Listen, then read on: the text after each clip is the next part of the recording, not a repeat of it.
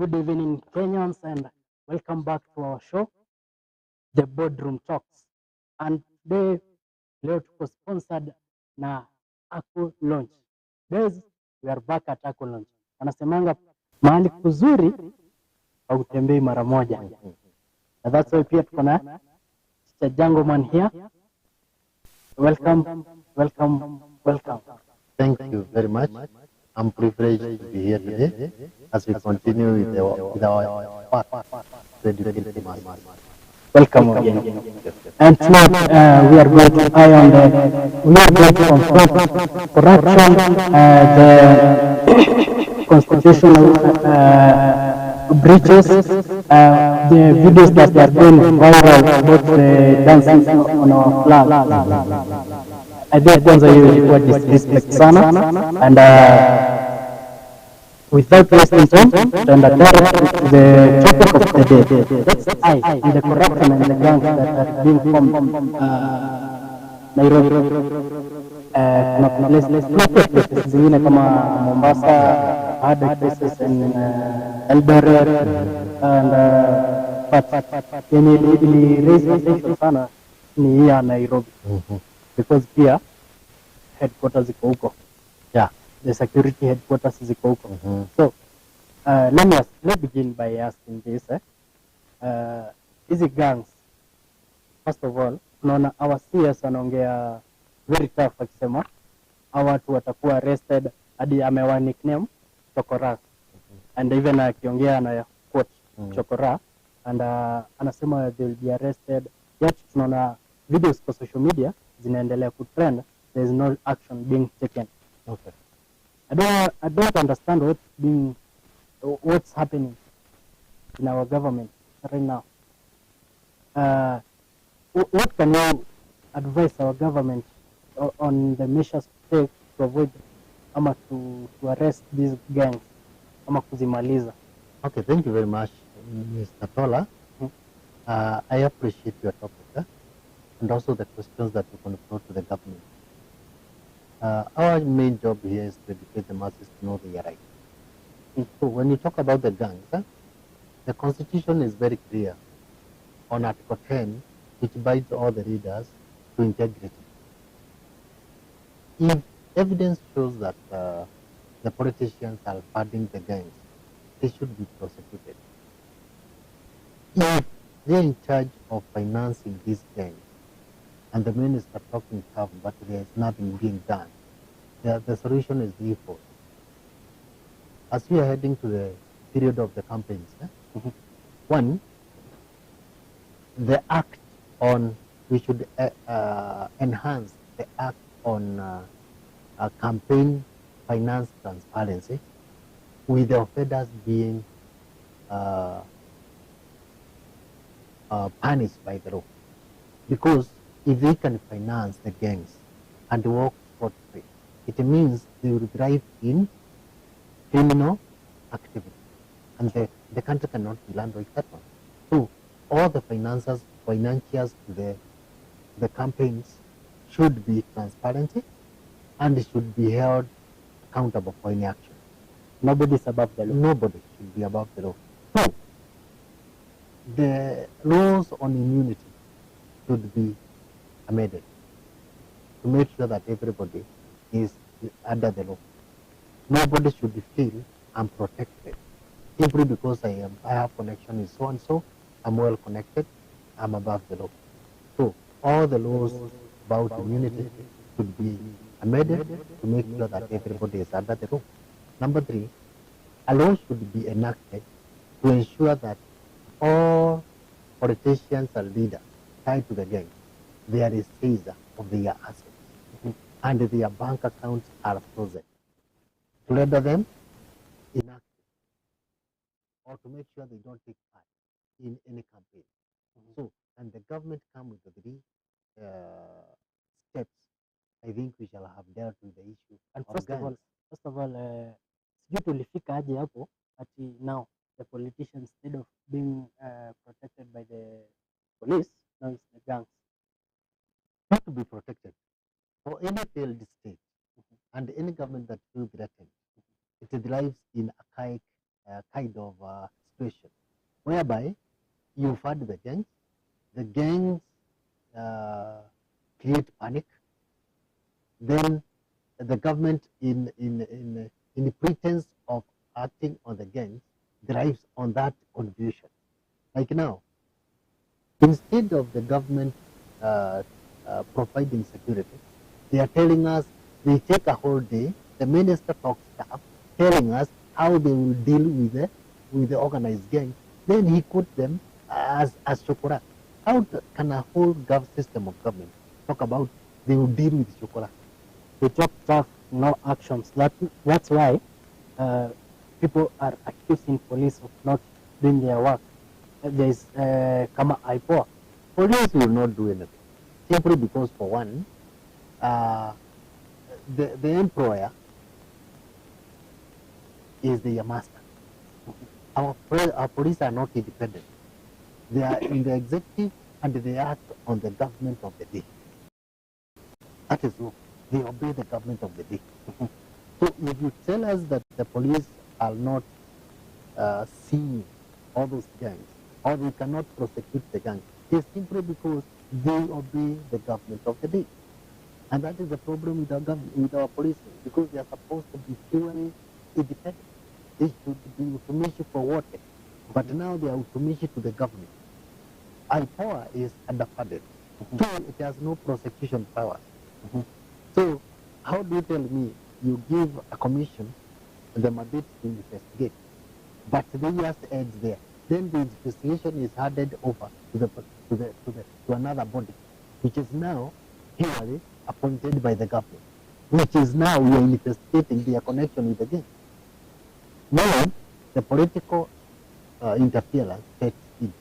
So the investigation by the IPOA will never see the light of the day. So what IPOA basically do, what you're saying, ni irudishiwe polisi wakimaliza kuinvestigate. It should be purely independent, well funded. So it should be given prosecution powers. Why are they there? It's supposed to be And independent. they should be the one investigating. You investigating and then prosecute the offender directly there. Simply because immediately they had the investigation, the report to another body. Yeah. The political interference sets in. Because the other body, it means now everybody knows where the investigation will go. And they will rush there. Before the investigation comes there, they have already taken over. So there is no way IPOA will be effective. So IPOA should be funded well, should be independent, should be totally independent, and it should be given prosecution powers. With that, mtazamaji anajisikilia, nobody is above the law, nobody is immune. If the politician is funding the gangs, action must be taken. And of course, in our second segment, tukirudi tutakuja kuangazia on the flag incidents. We talk about that lady, we talk about the importance of the flag, the symbols of unity. Let's take a short break, and of course guys, nawaambia tena na tena, tuko sponsored na Aqua Lounge. Na Aqua Lounge unaweza ipata pale Blooming Stays. Blooming Stays, kumbuka ni penye nilikwambia unapata variety of where you want to get accommodated to. Kama unataka Airbnb well furnished according to mfuko wako, unazipata pale. Also wako na apartments.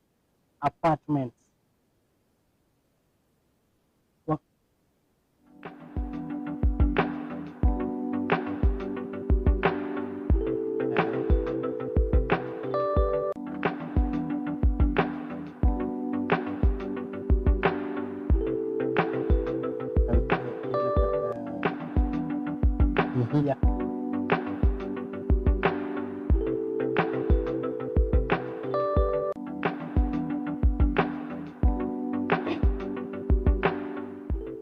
Now, Mr. Jangoman. Yes, ma'am.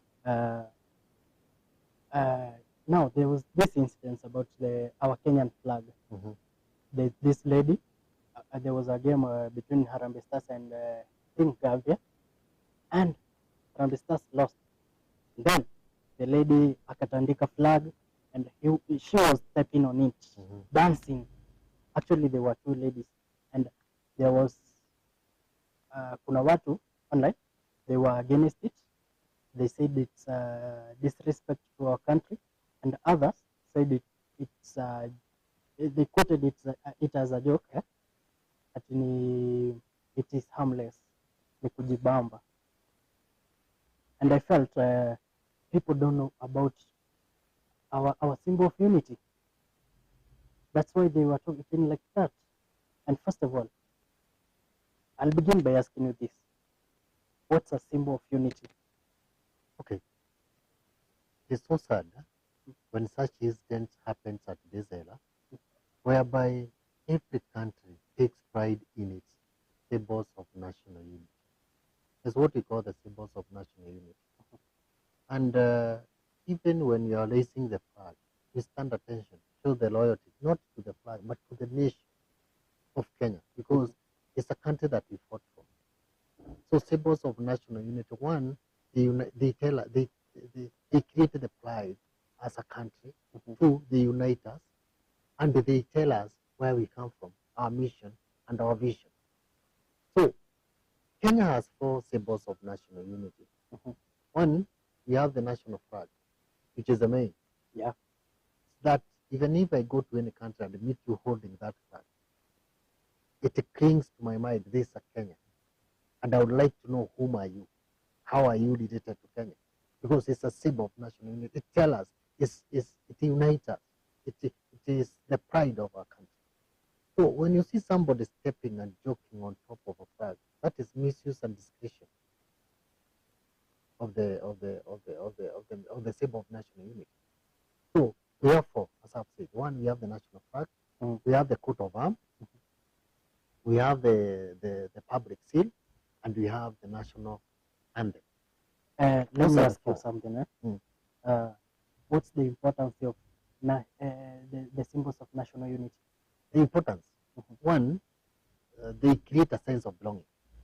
That this is Kenya, we belong, we are Kenyan citizens. This is our nation. That is one. Two, it unites us. It creates a sense of unity. It creates our pride, and it reminds us that Kenya, we fought for it. So this is something that everybody should protect, should show respect, should show loyalty to it.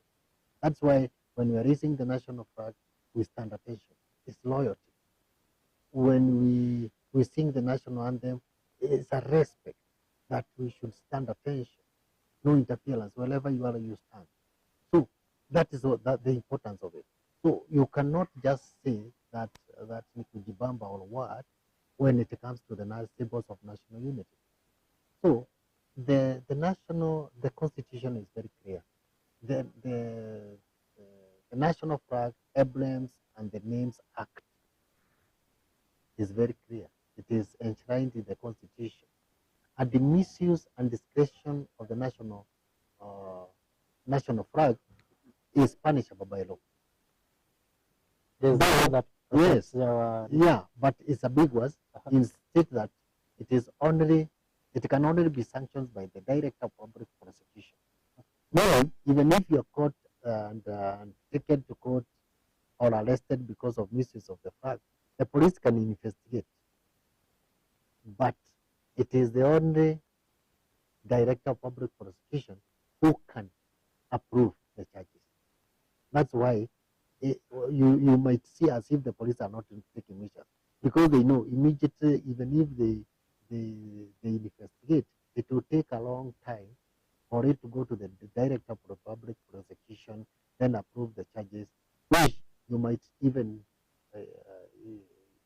you might be found innocent, because the law is not clear on what is misuse. And do you think, okay, according to law, are you supposed to own a flag? You can own a flag, but you can only flaunt it or use it during a national function, like the national public holiday. national public holiday, or when there is an event that involves our country as the like now when the Harambee Stars are playing, you can carry that, but you cannot carry the flag or tie yourself on the flag or when doing your daily chores at home or in business. But during the national holiday, you can see even some vehicles, they place it on in front of them, is allowed only in public, national public holidays or when there is a national function. Now, you have talked about the law that protects our symbol of unity, but let me ask you, just to be clear to our viewers, in such cases, like what happened, by the way, I felt personally disrespected as a Kenyan. What's supposed to be done? Okay, such a there are three things that can be done. One, let us enhance the civic education on the national symbols of national unity, which should start from the schools all the way to the universities. Let the people grow knowing what are the symbols of national, their importance, and why we safeguard them. That should be instilled during the young age, all the way from primary, all the way to the university level. Why am I saying this? Lack of civic education can lead some important things to be useless. Like now during the campaign for 2017, between Uhuru and Raila, when they were singing in the Uhuru Park, when the ODMs were singing the national anthem, they could not differentiate the meaning of Uhuru in the national. Natukae na Uhuru. No, they thought they are talking about Uhuru Kenyatta. So they could change that one to Natukae na Raila and blah blah blah. You can imagine. So meaning we lack the civic education to educate people what is the meaning of a national symbols of national unity and why they are there. So if you leave to the masses to decide whether they are important or not, they will render them useless. And that is what means such a girl, even stepping on a flag, it's not an issue. If they see jokes, there are some things you don't joke with. Okay? And do you think because there's a comment I saw, and it was related to our leaders following our country, and so do you think inaweza kuwa related passing an indirect message? Yeah, one, when the government is not well versed with what the normal citizens are undergoing, there is the economy is too hard, but the government seem not to be aware of what is happening. So meaning the people themselves, the common mwananchi, loses the interest of being a Kenyan or a citizen. So that is why even disrespecting the symbols of national unity comes to that. So the government should take measures. They should know where is the problem coming from. Is it just somebody stepping on a flag there, or is it sending a message to the government that there is a problem somewhere? That now even we disregard our country. We can do anything. We can destroy our country. That's why you saw the Gen Z's rioting and burning almost everything. They defeated the parliament. They destroyed almost everything there. Meaning they lack the connection with their country because the government cannot listen to them.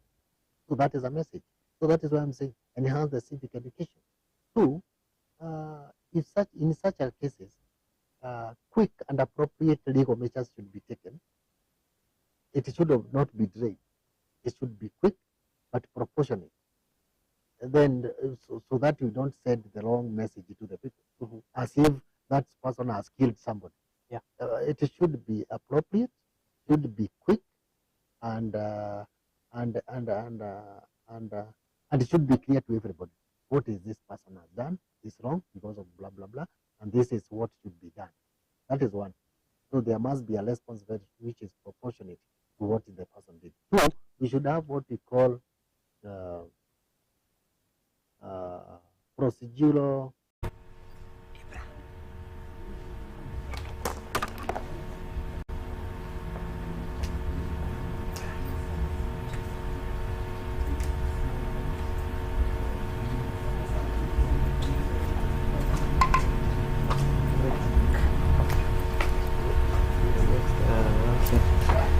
count of 1, 2, 3, get to a break.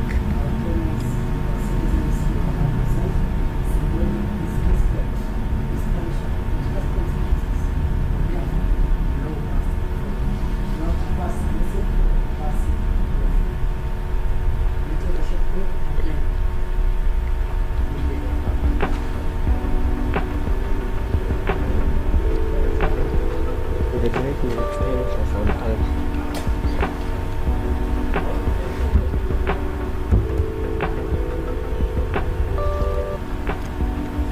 Tuko sawa? Tuko sawa, tuendelee. We are now okay.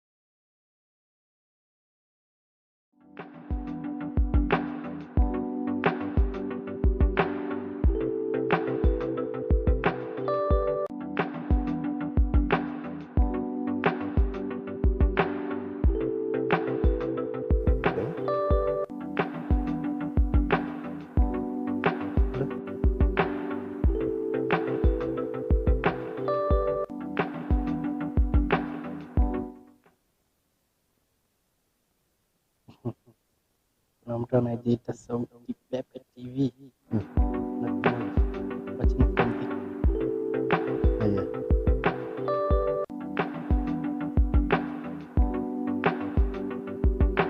Unaiona? Mimi huko comedy.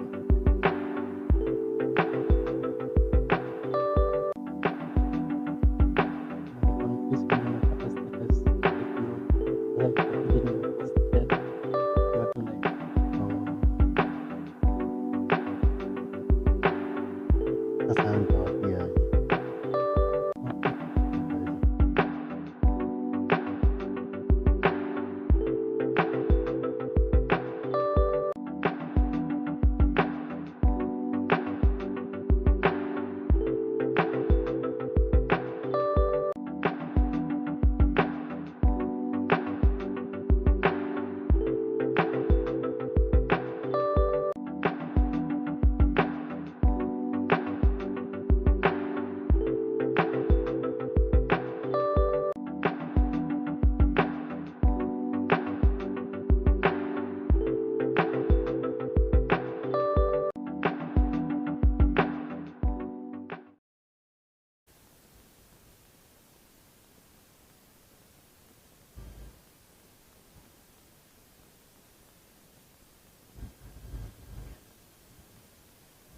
So you were talking about the civil servants. Yeah, Uh-huh. the whistleblowers. Mhm.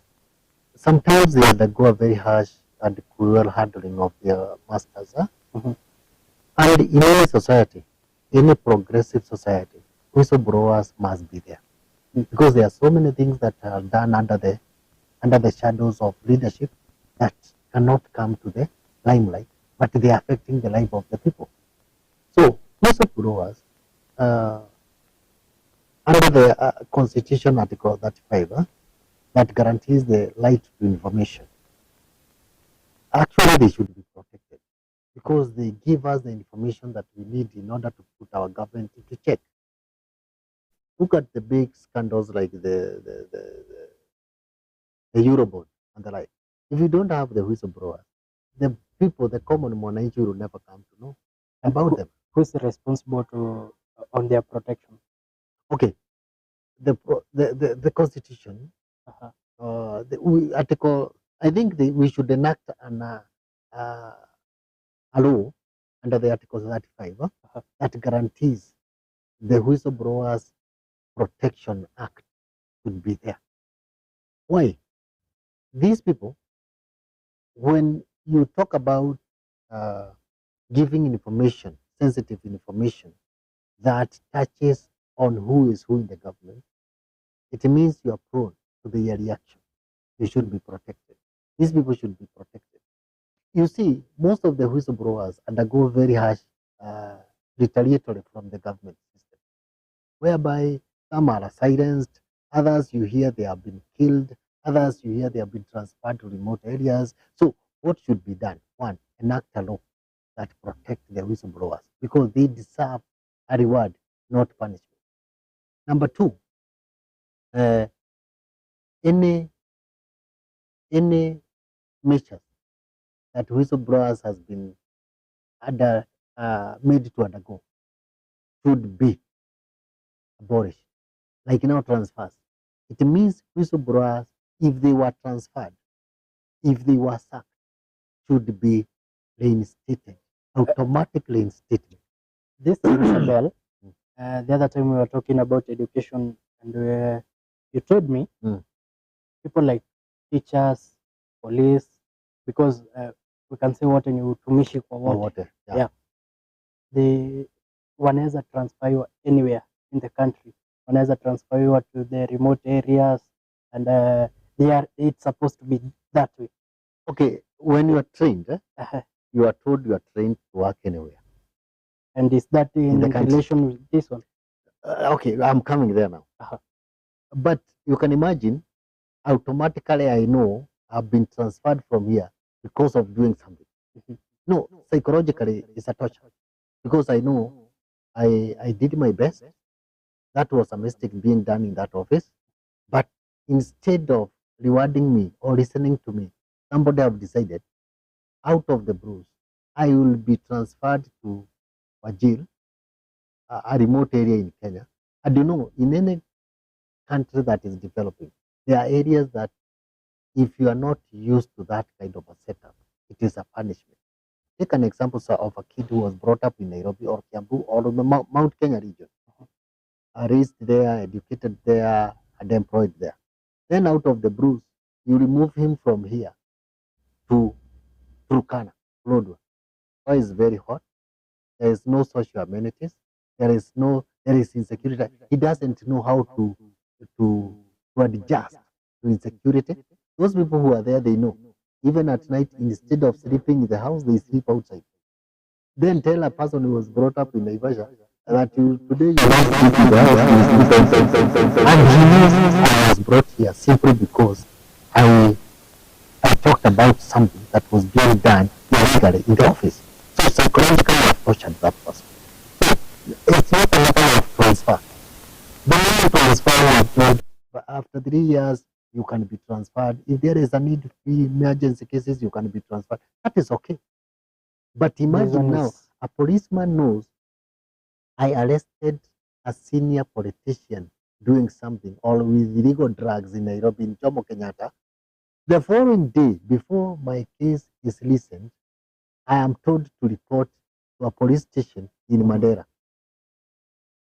So, do you expect this policeman to take it kindly? To not take it kindly because he knows it's because of this lesson. And I was doing my duty. I was performing my duty the right way.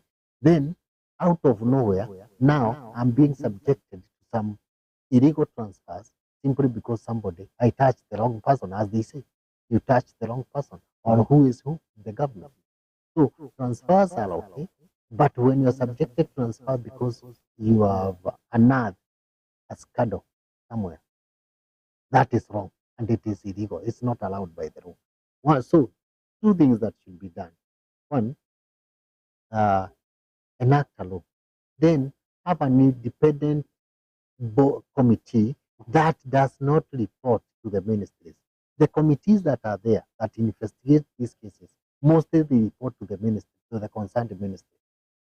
Now, you can imagine this is a corruption case in a certain ministry.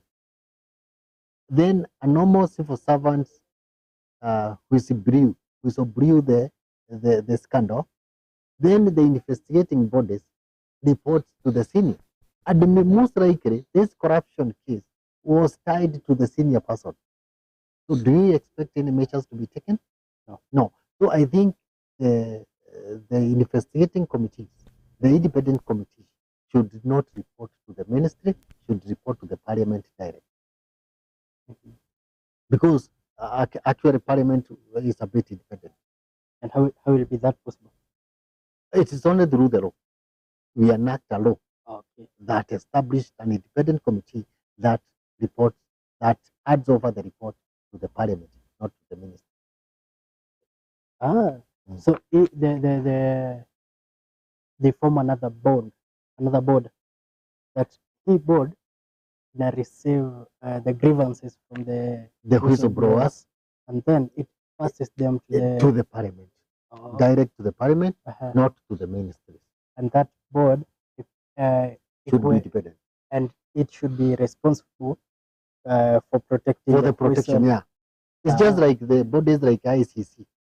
It has the protection board that any witness ndio wanajua mahali atawekwa, ndio watajua vile atakuwa protected, the security of that person and the families of those people, how are they protected. So that committee or that board should have the powers, should be funded to ensure that the protection of the whistleblowers. And having talked about the gangs being formed, the police accountability, the disrespect to our national unity, the whistleblowers being threatened. Now, let's look on the way forward. The way forward of our country, the way forward of these people, the way, in simple terms, the solution. The solution. Yeah. Now, let's say you given a chance you give a message, you pass a message. Now this is the chance, not you Uh-huh. given a chance. This is the chance. You pass a message to the government, to the civil servants, and to the citizens. What would you Okay. I think I'll face the government. I'll face Yeah, them yeah, yeah. direct, Yeah. and say this to the government: add immunity, prosecute the gang or the political offenders. There's no shortcut to that. It should add impunity, and it should be seen. They stop talking tough. The Ministry of Interior, the presidency, and all the government. Can you stop talking tough? Walk the talk. They say actions And- speak louder. Yeah, show the actions. We need actions now. And we see people being prosecuted. That is to the government. Mhm. To the civil society, demand accountability and transparency. Don't relent. Lead the masses, lead the mass actions. Let there be transparency. Let the government be accountable. That to the civil society. To the citizen, learn your rights. Knowledge is important. Know your rights. Vote wisely. Vote with integrity, and hold your leaders accountable. That's my take. And we appreciate that. We appreciate you very much. And Kenyans, you have heard, fellow Kenyans, let me call you fellow Kenyans, Mm. you have heard, uh, we have heard tonight from the expert, from the corruption case, the viral video on the social media, disrespecting our flag, the gangs weakening the policing, and you have heard the constitution holds the solution. It's only action that is lacking. And with that, thank you, Mr. Jangoman, and karibu Appreciate. tena na tena. Thank you very much. Boardroom is home. Continue with the good work. Thank you. We'll have, with that, sponsored. This is how sponsored. We are doing this in the courtesy of Ibra Films Kenya and Blooming Stays and Aqua Launch. Aqua Launch wametupea this facility. We hold our conversation here, our podcast here, and this is not a conversation. It's not just a conversation. This is Boardroom Talks. Good night, guys. I'm your host, Zichetora.